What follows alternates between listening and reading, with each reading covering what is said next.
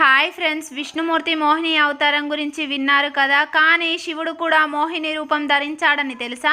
పాల సముద్రం మదనంలో అమృతం వచ్చింది. అసురులు దాన్ని హరించేందుకు ప్రయత్నిస్తే విష్ణువు మోహిని రూపంలో వచ్చి అందరినీ మోహింపజేసి అమృతాన్ని దేవతలకు ఇచ్చాడు.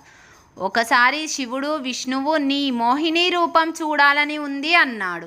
విష్ణువు మాయాజలంలో మోహినిగా మారాడు. శివుడు కూడా ఆ రూపంలో మోహం చెందాడు. కానీ ఇంకొక ఆసక్తికరమైన విషయము, శివుడు కూడా మోహిని రూపం ధరించాడు.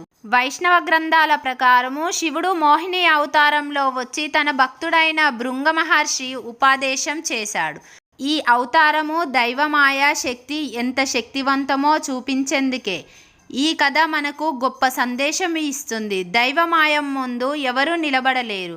మొహంలో పడడం కాదు, దాన్ని తెలుసుకొని దాటడమే నిజమైన సాధన. ఇంకా ఇలాంటి స్టోరీస్ కోసం మన ఛానల్ని like and share and subscribe చేయండి ఫ్రెండ్స్.